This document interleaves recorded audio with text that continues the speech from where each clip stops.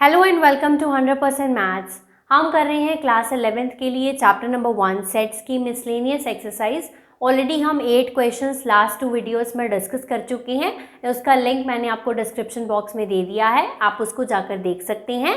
आज की वीडियो में करेंगे rest of the questions. Will try to complete this exercise in this video. ठीक है, तो स्टार्ट करते हैं क्वेश्चन नंबर 9 के साथ।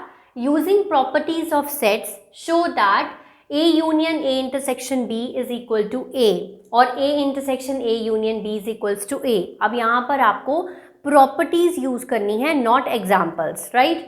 तो हम यूज करेंगे डिस्ट्रीब्यूटिव प्रॉपर्टी। ठीक है, तो फर्स्ट पार्ट सॉल्व करने जा रही हूँ मैं। सबसे पहले will take LHS, right. LHS से हम राइट हैंड साइड बनाएंगे। So A union A intersection B, apply the distributive property. A union A हो जाएगा, ठीक है। Then we have intersection sign और फिर A यूनियन B हो जाएगा, ठीक है। अब यहाँ से हो गया। अब A यूनियन A क्या होगा? This will be A। यहाँ पर आपने राइट साइड पे लिखना भी है that you are using distributive property, right. Then A union A क्या होता है? A होता है A intersection A union B। अब आप खुद सोचिए, A यूनियन B का कॉम्बिनेशन इंटरसेक्शन के साथ A के साथ, मतलब A intersection A union B, तो आपका आंसर क्या होगा? It will always be A। किसी एक सेट का किसी दूसरे सेट के यूनियन के साथ इंटरसेक्शन करेंगे, so set A will be the answer. Second part check करेंगे। सेकेंड पार्ट क्या गिवन है आपको? A intersection A union B। LHS ले रहे हैं यहाँ पर, ये राइट हैंड साइड के इक्वल आ गया था। यहाँ पे LHS देखो, यहाँ पर डिस्ट्रीब्यूटिव प्रॉपर्टी अप्लाई करो। A इंटरसेक्शन A, ठीक है, फिर कौन सा साइन आएगा? यूनियन का, फिर A इंटरसेक्शन B, ये आ गया आपका। अब A इंटरसेक्शन A, दोनों सेट सेम हैं, तो दोनों का इंटरसेक्शन भी क्या होगा? A होगा। Union A intersection B। अब A इंटरसेक्शन B का यूनियन A के साथ, तो क्या आंसर आएगा आपका? तब भी आपका आंसर क्या आएगा? A आएगा। हम इसको चेक करके देखते हैं। अब हमें चेक करना है A का यूनियन जब हम A इंटरसेक्शन B के साथ करते हैं तो आंसर A कैसे आता है। A सेट ले लो 1 2, B सेट ले लो 1 2 3, ठीक है। A इंटरसेक्शन B कैलकुलेट करो। A इंटरसेक्शन B क्या होगा? ऑब्वियसली A होगा, है ना, तो 1 2 होगा। तो अगर A का यूनियन A इंटरसेक्शन B के साथ आप करेंगे तो आप खुद देखो आंसर क्या आएगा, फिर से 1 2 आएगा, और वो किसके बराबर होता है? Equal to set A। तो अगर चाहे A का यूनियन कर लो A इंटरसेक्शन B के साथ, तब भी A आंसर आता है। चाहे A intersection A union B कर लो, तब भी आंसर क्या आएगा? A ही आएगा।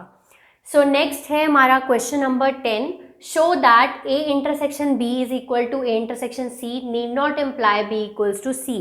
कहता है अगर A intersection B A intersection C की इक्वल भी आ जाती है तो इसका मतलब ये नहीं है कि B C सेट के इक्वल है। हम शो करके देख लेते हैं।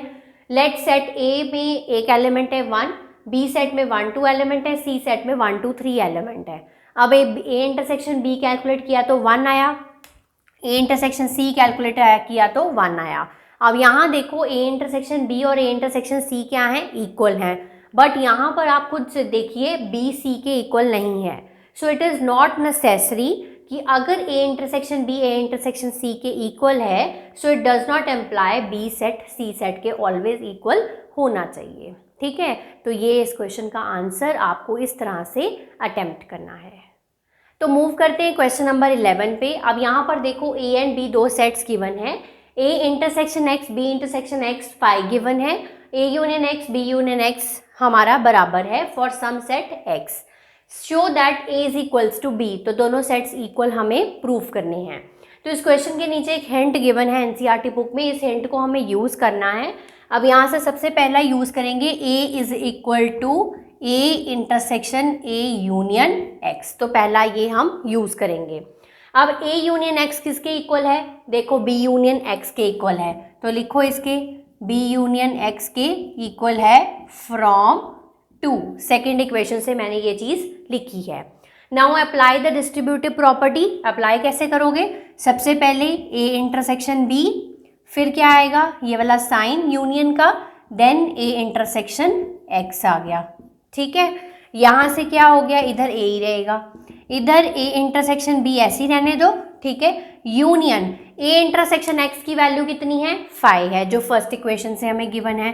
सो ये हम लिखेंगे फ्रॉम फर्स्ट इक्वेशन। अब ए इंटरसेक्शन बी यूनियन 5, तो सिंपल ए इंटरसेक्शन बी रह जाएगा। तो ये हमें मिल गई है थर्ड इक्वेशन। ठीक है, mark it as a third equation. यहाँ पर ए इंटरसेक्शन बी के इक्वल है। सेम वे सेकेंड हिंट को यूज करेंगे, B is equal to B intersection B union X। तो B यूनियन X किसके इक्वल है, A यूनियन X के। तो यहाँ पर पुट करो B intersection A union X। कौन सी इक्वेशन से लिखा है मैंने, फ्रॉम सेकेंड इक्वेशन से। ठीक है, लेफ्ट हैंड साइड पे आपका B रहेगा। Apply the distributive property B intersection A, ठीक है, union then B intersection X, ये अप्लाई करेंगे डिस्ट्रीब्यूटिव प्रॉपर्टी। अब B इंटरसेक्शन X की वैल्यू कितनी गिवन है, 5 गिवन है। So we are left with B intersection A union 5। 5 कहाँ से लिखा, फ्रॉम फर्स्ट इक्वेशन। तो लेफ्ट हैंड साइड पे B ही रहेगा। किसी का यूनियन 5 के साथ करोगे तो वो सेट ही बचेगा। सो A इंटरसेक्शन B हो गया। सो B भी किसके बराबर है, A इंटरसेक्शन B के बराबर है। तो इसको हम फोर्थ इक्वेशन मार्क कर लेते हैं। अब थर्ड और फोर्थ इक्वेशन से चेक करो इन दोनों की राइट जो है वो इक्वल है, तो लेफ्ट भी क्या हो जाएगी, इक्वल हो जाएगी। So we prove that A set is equal to B set. तो क्वेश्चन नंबर 12 पे मूव ऑन करते हैं। देखो, find sets A B C such that A intersection B, B intersection C, A intersection C, ये तीनों क्या होने चाहिए, नॉन एम्प्टी सेट्स होने चाहिए। मतलब चाहे उसमें एक ही एलिमेंट हो बट होना चाहिए। और A intersection B intersection C जो होना चाहिए 5 होना चाहिए। मतलब 3 आपको ऐसे सेट सोचने हैं जिनका तीनों का इंटरसेक्शन एम्प्टी होना चाहिए, बट जब दो दो का इंटरसेक्शन करें तो एक एक एलिमेंट ज़रूर होना चाहिए। एक से ज़्यादा भी हो सकते हैं but it should not be empty. ठीक है, नॉन एम्प्टी सेट्स होने चाहिए। तो इस केस में हम एग्जाम्पल सपोज करेंगे, A सेट में 0 1, B सेट में 1 2 लेंगे, ताकि जब हम A इंटरसेक्शन B निकालेंगे तो इसमें एक एलिमेंट कॉमन आ जाए। ऐसे B इंटरसेक्शन C ऐसे ही करेंगे जिसका एक एलिमेंट कॉमन आ जाए। ठीक है, और फिर A इंटरसेक्शन C और A को इस तरह से लेंगे ताकि उन दोनों के बीच का एक एलिमेंट कॉमन हो। सो 0 1 यहाँ लिया, 1 2 यहाँ लिया और 2 0 यहाँ लिया। अब निकाल के देखो, A इंटरसेक्शन B जो है वो क्या आ रहा है, 1 आ रहा है। B इंटरसेक्शन C क्या आ रहा है, 2 आ रहा है। और A इंटरसेक्शन C क्या आ रहा है, 0 आ रहा है। ठीक है, बट जब हम A intersection B intersection C निकाल रहे हैं सो इट विल कम 5। ठीक है, क्योंकि तीनों में कोई ऐसा एलिमेंट नहीं है जो कॉमन है। तो इस तरह से आपको ये क्वेश्चन को अटेम्प्ट करना है। क्वेश्चन नंबर 13 पे मूव करेंगे। स्टेटमेंट प्रॉब्लम है ये। अब देखो, in a survey of 600 students in a school, तो सर्वे किया है 600 स्टूडेंट्स स्कूल के। 150 students were found to be taking tea, तो यहाँ से 150 टी लाइक करते हैं और यहाँ से 225 कॉफ़ी लाइक करते हैं। तो दो सेट्स पहले सपोज कर लिए, T and C. Set of people who like tea and C is a set of people who like coffee. Prefer करा करो जो चीज़ दी हो उसी के लेटर, जो स्टार्टिंग लेटर है उसी का ले लो ताकि कन्फ्यूजन ना हो। Then 100 were taking both tea and coffee. तो सबसे पहले number of people who like tea कितने हैं, 150 हैं, और number of people who like coffee is 225। अब 100 were taking both tea and coffee, तो दोनों जो पी रहे हैं, टी इंटरसेक्शन सी कितना हो गया, ये हो गया आपका 100 आ गया। Find how many students were taking neither T nor coffee.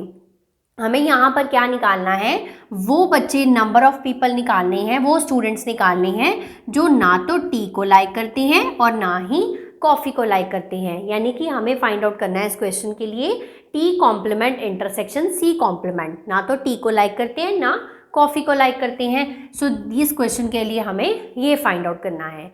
अब एक चीज़ रह गई हमारी, ये क्या है, 600 स्टूडेंट्स। तो 600 स्टूडेंट्स जो यहाँ पर है, this is our universal set. तो ये है हमारा 600।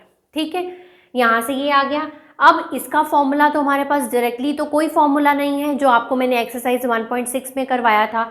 तो हमें इसका फॉर्मूला क्रिएट करना होगा। कैसे करोगे, अब यहाँ से आपको पता है T complement intersection C complement, आपको मैंने डिमॉर्गन्स लॉ समझाया था, तो डिमॉर्गन्स लॉ क्या कहता है, T complement intersection C complement will be equals to T union C का होल कॉम्प्लीमेंट, है ना। क्या हो जाता है, उल्टा हो जाता है साइन और होल कॉम्प्लीमेंट लिख सकते हैं हम इसको। ये मैंने कैसे लिखा है, अप्लाई डी मॉर्गन्स लॉ, ये मैंने वो लॉ यूज किया है, राइट, यहाँ पे आ गया। सो दैट मीन्स यहाँ पर एन एन लिख लेते हैं ताकि ये सेम रहे, ठीक है। टी यूनियन सी मतलब हमें अब ये फाइंड आउट करना है N number of people T union C का होल कॉम्प्लीमेंट, राइट। अब इसका फॉर्मूला भी नहीं है मेरे पास कॉम्प्लीमेंट का, तो कॉम्प्लीमेंट बेसिकली क्या होता है, अगर हम यूनिवर्सल सेट में से टी यूनियन सी माइनस कर देंगे तो कॉम्प्लीमेंट आ जाएगा। क्या मतलब है इसका, जैसे हमें ए कॉम्प्लीमेंट फाइंड आउट करना हो तो क्या होता है, यूनिवर्सल सेट में से ए सेट को माइनस कर देते हैं, ऐसे ही यहाँ पर है ए कॉम्प्लीमेंट की जगह पर क्या है, टी यूनियन सी है। तो अगर हम यूनिवर्सल सेट में से टी यूनियन सी माइनस कर देंगे so we will get a complement मतलब A T union C complement. So यहाँ से फॉर्मूला बनेगा हमारा एन यू, ठीक है, minus N T U C, ठीक है, ये आ गया टी यूनियन सी। अगर ये कर देंगे यूनिवर्सल सेट में से अगर ये टी यूनियन माइनस कर देंगे टी यूनियन सी तो टी यूनियन सी का कॉम्प्लीमेंट आ जाएगा जो हमें फाइंड आउट करना है, राइट। अब यहाँ से एन यू इसकी वैल्यू तो है मेरे पास बट टी यूनियन सी की फिर से वैल्यू नहीं है, तो टी यूनियन सी का तो हमारे पास फॉर्मूला होता है, क्या फॉर्मूला होता है, N T plus N C, ठीक है, minus N T intersection C. ये कहाँ से आया फॉर्मूला, अब ये हमने सिंपल एक फॉर्मूला लर्न करा था, N A intersection B, A union B is equal to N A plus N B minus A intersection N A intersection B. यही फॉर्मूला मैंने टी सी पे अप्लाई कर दिया है, N T N C minus T N T intersection C. अब values मेरे पास सारी हैं तो पुट कर देते हैं। सो यूनिवर्सल सेट की वैल्यू है 600, एन टी की वैल्यू है मेरे पास यहाँ पर 150, यहाँ पर 225 और टी इंटरसेक्शन सी है हमारे पास 100, ठीक है। इसको सॉल्व करो तो 600 माइनस अंदर क्या आएगा 150 माइनस 100 कितना हो गया 50 रह गया, तो 50 प्लस 225 275, ठीक है। तो ये आ गया 600 minus 275 will be equals to 325। So 325 people हैं जो कि नाइदर टी को लाइक करते हैं ना ही कॉफ़ी को लाइक करते हैं। बहुत ही सिंपल क्वेश्चन है, क्वेश्चन नंबर 14। देखो, in a group of students 100 students know Hindi 50 know English. तो एक पीपल है सेट का जो हिंदी लाइक करते हैं, हिंदी नो करते हैं, और दूसरे इंग्लिश। तो एच एंड ई मैंने दो सेट्स ले लिए, set of people who know Hindi, set of people who know English, and 25 know both. तो हमारे पास number of people who like who knows Hindi that is 100, N H 100 है, और एन ई जो है दैट इज़ वी हैव 50, ठीक है। और 25 जो हैं वो दोनों ही नो करते हैं, पता है दोनों को, एच इंटरसेक्शन ई जो है वो 25 है, राइट। अब यहाँ से ईच ऑफ द स्टूडेंट्स या तो हिंदी नो करता है या इंग्लिश, कोई एक लैंग्वेज किसी एक को आती है, मतलब हर स्टूडेंट को आती है। How many students are there in the group. Basically हमें इस क्वेश्चन के लिए H union E find out करना है, तो सिंपल फॉर्मूला है यहाँ पर हमारा N H union E, N H plus N E minus N H intersection E, ठीक है। यहाँ से एन एच की वैल्यू 100 प्लस 50 माइनस 25, तो 150 minus 25 125। So basically there are 125 students in the group.